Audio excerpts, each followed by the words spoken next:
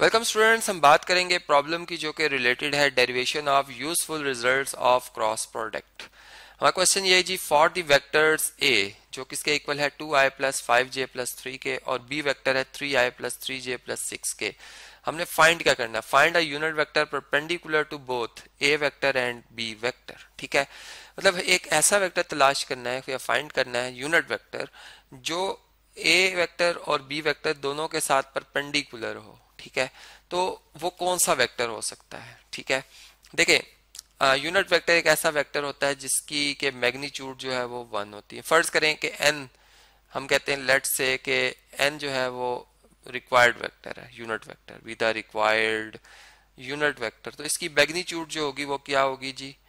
वो 1 होगी, इसीलिए मैं इसे यूनिट वेक्टर कह रहा हूँ। ठीक है, तो यहाँ पर मैं इस तरह से सिर्फ आपको बताने के लिए लिखूंगा। ठीक है, अब ये जो यूनिट वेक्टर है ये परपेंडिकुलर होना चाहिए दोनों ए और बी के, मतलब इसकी डायरेक्शन ए की डायरेक्शन, ए वेक्टर की डायरेक्शन और बी वेक्टर की डायरेक्शन के ऑर्थोगोनल होनी चाहिए। ठीक है, तो इसका मतलब कि मैं यूं कह सकता हूं कि जो ए क्रॉस बी वेक्टर होता है, ठीक है, ए क्रॉस बी वेक्टर, ये बेसिकली ऐसा वेक्टर होता है be the vector which is perpendicular to both A and B. ठीक है, be the vector which is orthogonal to, ठीक है, यूं भी हम कह सकते हैं orthogonal to both A and B. ठीक है, तो इसका मतलब कि ये जो वेक्टर हमारे पास आया है, ठीक है, इस वेक्टर की जो मतलब इसका जो यूनिट वेक्टर होगा या इसका जो डायरेक्शन वेक्टर होगा वो बेसिकली n ही होगा, क्योंकि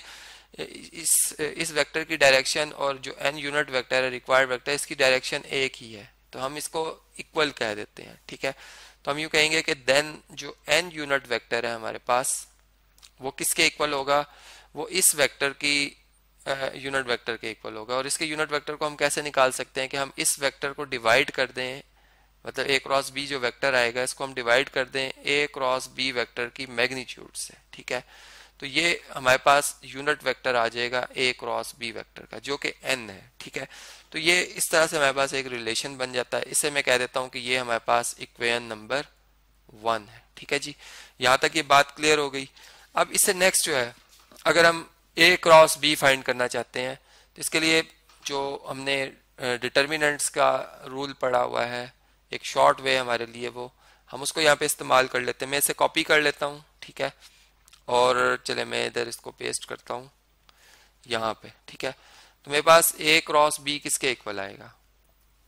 ए क्रॉस बी ये किसके इक्वल आएगा? ठीक है जी, हम यूं कह सकते हैं कि यहाँ पर आएगा I unit vector, J unit vector, के यूनिट वेक्टर। ठीक है, ये इसे हम डिटर्मिनेंट को यहाँ पे क्लोज कर लेते हैं। ठीक है, और यहाँ भी इस तरह से। अच्छा, अब देखें इसमें जो कंपोनेंट्स, एक्स कंपोनेंट ए का वो कितना है 2, वाई कंपोनेंट 5 और जी कंपोनेंट 3, ये हम लिखेंगे। ठीक है, इसी तरह बी वेक्टर का एक्स कंपोनेंट 3, वाई कंपोनेंट 3 और जी कंपोनेंट 6, ये हम लिखेंगे। अब इनका हम क्रॉस प्रोडक्ट लेते हैं। ठीक है, इस जो डिटर्मिनेंट है इसको फर्स्ट रो से हम एक्सपेंड करते हैं। तो फर्स्ट रो, फर्स्ट कॉलम की जो एंट्री है, इस रो और इस कॉलम की एंट्री इसको हम छोड़ देंगे और हमारे पास मतलब आई यूनिट वेक्टर के साथ जो मल्टीप्लाई होगा इनका प्रोडक्ट आएगा 5 और 6 और 3 और 3 का। तो 5 6 से मल्टीप्लाई होकर 30 और 6 3 3 से मल्टीप्लाई होकर 9।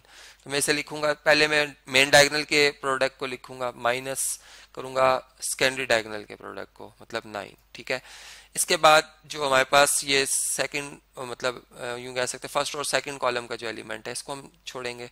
तो जिस रो जिस कॉलम में इस रो इस कॉलम की एंट्रीज को छोड़ दिया जाएगा। ठीक है, माइनस जे लिखेंगे और अब ये 2 और 6 मल्टीप्लाई होंगे। ठीक है, ये 2 6 से मल्टीप्लाई होगा और ये 3 इस 3 से मल्टीप्लाई होगा। ठीक है, तो ये 2 6 से मल्टीप्लाई होकर 12 माइनस 9, तो यहाँ पे हम लिखेंगे 12 माइनस 9, मतलब उसी तरह जो मेन डायगोनल पहले और सेकेंडरी डायगोनल बाद में।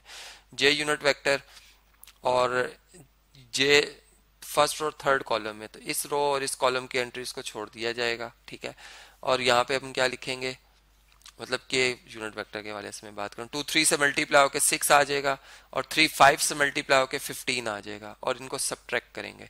तो ये देखें 30 में से 9 माइनस करें 11, यह आ जाएगा 11 आए, सॉरी 21 आए, 11 गलती से मैंने बोल दिया, 21 टाइम्स आई यूनिट वेक्टर, 12 में से 9 माइनस करें 3 इंटू जे यूनिट वेक्टर, और 6 में से 15 माइनस कर दें, मतलब बड़ी रकम के साथ माइनस का साइन है, 15 में से 6 माइनस कर दें 9 आ जाएगा, 9 के यूनिट वेक्टर। तो ये हमारे पास आ जाएगा ए क्रॉस बी यूनिट वेक्टर, ए क्रॉस बी वेक्टर। ठीक है, अब इस वेक्टर की मैग्नीट्यूड कैसे निकाली जा सकती है, इसके लिए हम जो है इसके कंपोनेंट्स का जो है स्क्वायर का सम करेंगे। ठीक है, मतलब पहले मैं इसके कंपोनेंट्स लिखूंगा, उनका स्क्वायर करूंगा, उनका सम करूंगा, फिर उनका स्क्वायर रूट लिया जाएगा। तो 21 का स्क्वायर, ठीक है जी, प्लस -3 का स्क्वायर प्लस -9 का स्क्वायर। ठीक है, तो ये अगर हम इसे कैलकुलेट करें तो ये हमारे पास 21 का और -3 का और -9 का अगर हम स्क्वायर कर लें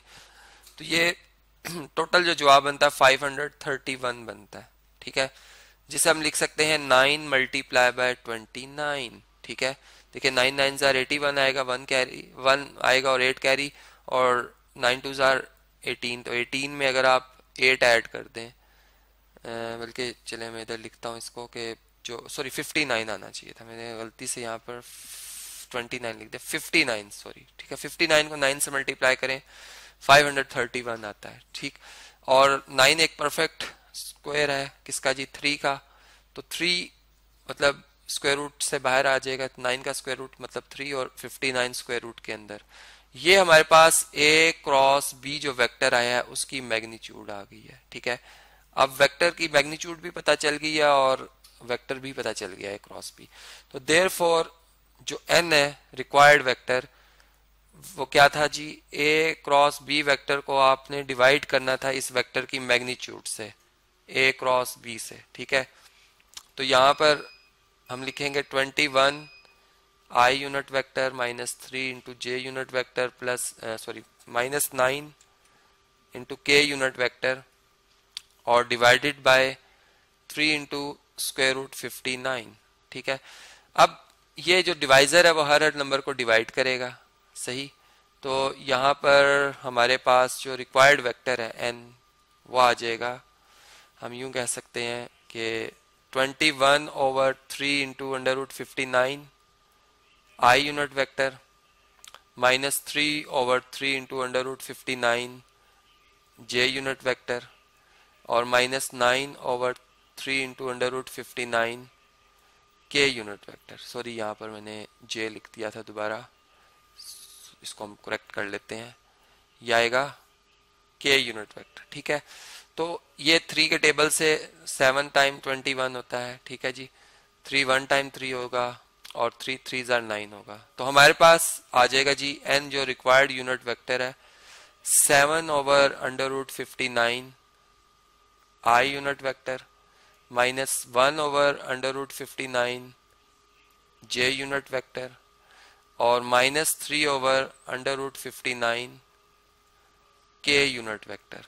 तो ये इस तरह से ये हमारा जो है रिक्वायर्ड जो वेक्टर है यूनिट वेक्टर जो हमें इस क्वेश्चन में पूछा गया था वो हमने यहाँ पे फाइंड कर दिया with the help of cross product of two vectors.